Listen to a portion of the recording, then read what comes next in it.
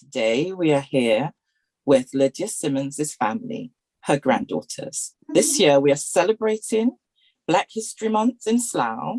We're going to showcase 4 Black women in Slough, and Lydia Simmons happens to be one of the women who was nominated for one of our murals. And today I am going to be speaking to her granddaughters, Sophia, Karima, and Latifa. Welcome, girls. Hi. Afternoon. So tell me, what is it like finding out that your grandma is actually going to be a mural placed in Slough? Oh, this is everything. Yeah. Honestly, we don't know if she knows this already, but to see an actual dictation of her, I think it's just like the next thing that was due to happen. But it's still be like amazing. She's gonna love it, and we're so proud as well because now we'll have an actual image as well to say like, oh yeah, that's my nan. Up on the wall. Up on the wall. It's gonna be great that she can see it as well. Yeah, no, definitely. I love that we're we're honouring her while she's still here. Mm-hmm. Yeah. And Absolutely. proud of her. Not even for us, but it's for the younger ones as well. Yeah. Our younger cousins, our children, and so on and so forth. So it's those who we want to be able to show and celebrate Nan too. So girls, tell me, what's your earliest remembrance of your grandma? Oh, You talked about this earlier. you know what? There's so many, but the ones that stand out, of course, is the ones we're going to highlight. I remember Nan used to take us to the leisure centre all the time. We'd go swimming, and she'd always help keep us fit. We were driving home on London Road. I remember it like it was yesterday, honestly. The back of the car was a Toyota at the time. We were driving down on London Road, and the guy in the car, it could have been a guy or lady, I don't know. They threw some rubbish out the window. Of course, that's like a no for Nan. So obviously Nan she didn't freak out or anything like that, but I remember her not tailing the guy, but she followed the guy until he stopped at the bottom of the road at the shop. I was in the back of the car like, ooh, okay, obviously this is Nan for me, innit? So I'm like, oh, you're in trouble. So Nan pulled over behind the lad. Again, I didn't see whether it was a lady or a guy because they didn't get out of the car, but I saw Nan went up to the car and gave them the lesson of their life. I can imagine on littering and affecting the environment. I just saw her communicating with the individual and making a clear point that littering is not what we stand for. So again, that just highlights Nan wasn't trying to just clean up Slough in the physical aspects, but it starts with the mind. You have to educate people, let them know. You can't just go around picking up the rubbish. You have to tell people this is not what we need to be doing. And I remember it literally like it was yesterday. Yes. Earliest memory, but One of.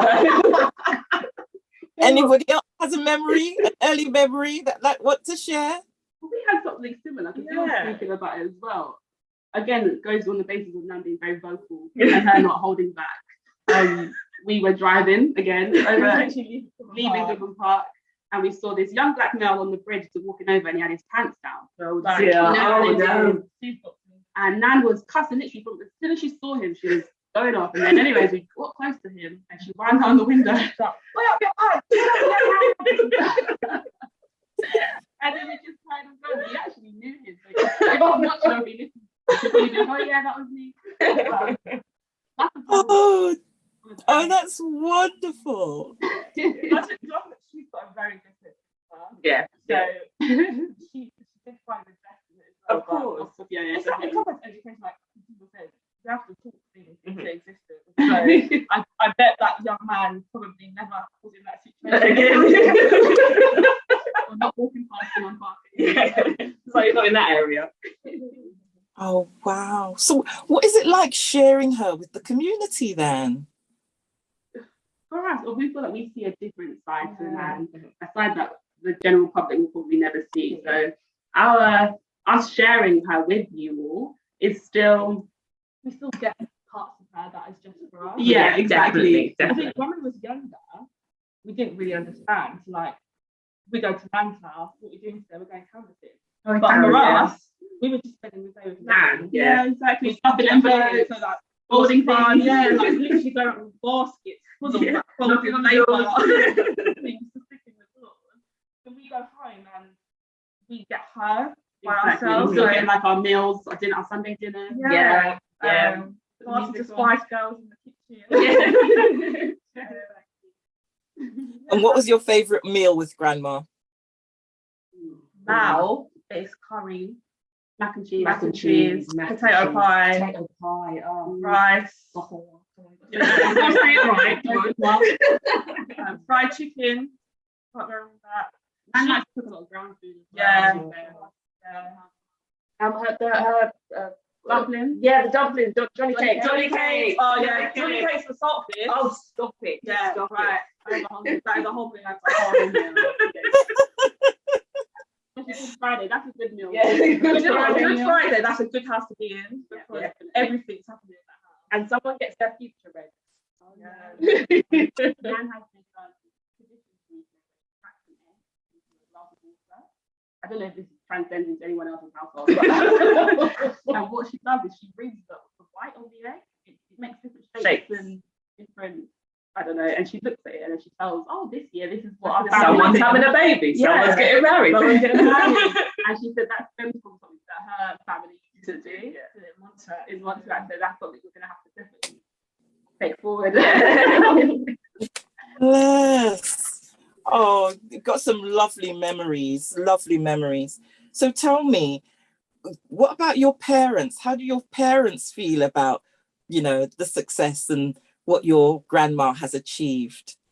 I think it's like Annie was saying that I think as children, they didn't appreciate it, but it was just their life and this is their mum. So, and they have a good mum. So she did all the mum stuff correctly and they never felt neglected or anything like that. She was very much, her main focus was still her family. Even to this day, she will tell you that everything is for her family. It's like the center of her universe, and that's the environment they grew up in. I think now as adults, they can appreciate the achievements and be proud of their mom and know that even while she was doing the normal mum stuff, she was like literally out there, like taking over the world. Literally. And making way for them as well. Things that they couldn't even realise, that the opportunities that were given to them or presented. It was because in the background of who your mum is, for the things that your mum already does. So yeah, I think it was definitely something that they learned to appreciate more as older they got. Definitely. And that's the same with us. I think the older we got, we could appreciate what she was doing much more than we were when we was young children. Yeah, Definitely. Okay. And what about Granddad and his support? Granddad's like the silent assassin. Yeah, He is. always. You never know. He doesn't see everything, but he hears everything. Sometimes you're like, Granddad's role. He was the backbone, and he would always encourage Nan to go and be the best her that she can be, even when that sometimes Nan would have said, no, not today, or we've got this or the children. Granddad would always motivate and push and encourage Nan to do everything and a bit more, go above and beyond for any situation that she was put into, any experience she had. Granddad was that force behind her. Yeah, definitely. And the reassurance I think that she needed. Yeah. To make her feel like, you know what, you've got this, you've got the support around you. Go for it. Yeah. She has got a lot of support that we don't have with family. So I think he was the reminder that you don't have to do this by yourself. You've got so many hands that are willing to help. Till this day. Yeah, it has trickled down because he's been the backbone for a lot of decisions that I think we've all made as adults and as young people, because he's that push that you can do this, there's enough time for you to do that and still go out and have a good time and go on holiday. Like, he's always pushed us to achieve things academically a lot. Yeah. And then outside of academics as well, just definitely to push us in our people. Hobbies. Anything that we've got an interest in, there's no reason why we can't achieve it. And he's that person that will tell you that. Just work hard. Definitely. If you work hard, you'll get working. What you're working for. So. Yeah, I know for me, when I started athletics, it was something that me and him used to talk about, just like in the front room at Nan's house. And then one weekend I came down and he took me to the track in that shit, and he paid for my membership. He was like, right, you've got training on Mondays and Wednesdays. So I was like, oh, okay, this is something we're doing, great. So I can imagine from that, from my own experience, I know what he was like for my nan. And even that's our generation. We've got nan, and then even down to our parents. I know my dad, he was heavily into the music scene and the VIPs and whatnot. And Granddad again was a motivational part for what that turned into as well. Granddad would always encourage them to do everything. And literally, he was managing. He managed everyone. And Granddad, like I said, that silent assassin, he really was there, and he involved that thread through everything. Yes. So for each one of you, so Latifa first, Yes. what have you taken away from your grandma's achievement, and what is that doing for you as a young Black woman? What have I taken away? Again, Nan's strength and her resilience, like I would say, she can always do, always be, and always strives for better. She is content and happy with her achievements. Not to say that she's not, but she's always looking to see. I can always do more. She can always help more. She never settles for anything less than greatness. Anything that she puts her heart on or puts her mind to, providing you've got the right mindset, which Nan definitely does, you will achieve what you want to. So I think that's what I've taken away. Nothing is impossible, nothing's unreachable.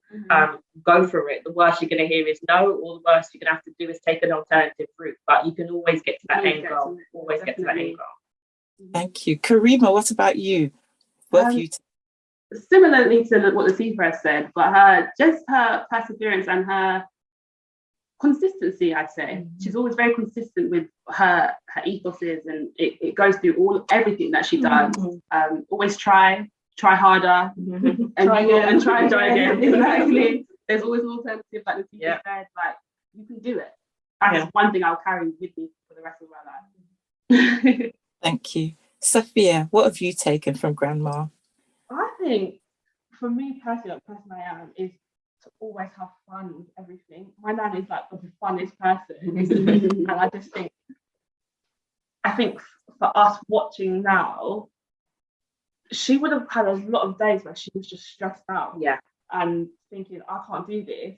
But she was always laughing and joking with us, and definitely just have like being the best nan I think I could ever ask for. And I think I put that into my everyday work now. Like when I'm having a hard day, I will still find the fun in everything, and I can just appreciate, like, you know what, life's short. So when you are having a bad day, it's just a bad day. Do you know what I mean? Like, isolate it. Isolate that day. That evening, you go back to your family, you can laugh and joke about it, and then you start again the next day. And that's the environment we came from. Like, you can always go back home and we'll figure it out. We're going to find the humour in this somewhere. And then we're going to go again tomorrow. It could be worse. Yeah, always it could be worse. So. Wow. Say that. So one more question. Being raised by a strong Black woman and raised by a strong Black man, do you put a lot of pressure on finding a similar type of man? That's a good question. Our man asks us every single time we go down, when are you getting married? Every single time. When are you getting married? Without a shadow of a doubt. It might not go right. I probably ask her. You're not going to ask me when I'm getting married. Like Nan and Grandad, they are like the epitome of marriage. Literally, they set the standard so high. Nan, I'm not bringing anyone to you. They're there, you know. Meet the standards. So there we go. So it's kind of worked. It's kind of worked in her favour, but it hasn't at the same time because she set the bar way too high. Well, she's eager for it. She told us that she's got her hat ready for the wedding. She's waiting. She's waiting. Honestly. That was adult stuff. Yeah. The majority are not in relationship. we can't do that to them. I remember being younger. I remember there was one boy that I used to be fancy. I showed him that. Nan, what did Nan call him? Nan called him a banana picker. I will not disclose But yeah, that's what a banana pickle. So again, like I said, Nan, yeah, but I'll wait. But add context to the banana pickle. Oh yeah, it was short. She was trying to explain to us that banana pickles are quite short. And they have to be agile and things like that. So from that experience, the person that the people were showing that was like, oh, they look the same. So yeah, standards are high. But I think what we have learned is that we won't settle for less than that, because I'm not going to. We see a happy marriage, but everyone has ups and downs. But of course, they are a team. Definitely. That's one that is one relationship. I think we see teamwork from all the time. Consistently, they have each other's back, and they are in love. They definitely. laugh with each other. They dance. They're always kissing and cuddling. They are in love with each other, and they celebrate their 62nd. 63rd anniversary this year. And I think for us, that is what you want to have. When you are in your 80s, that your partner still laughs with you, and loves you, just wants as to have much, a dance with you, and a cuddle, and that's what we get from them, and they're not shy about it. Girls, it was really, really great meeting you, and thank you so much for sharing your stories about Thank you for your having us. Thank you for honouring our Nan. Yeah, definitely.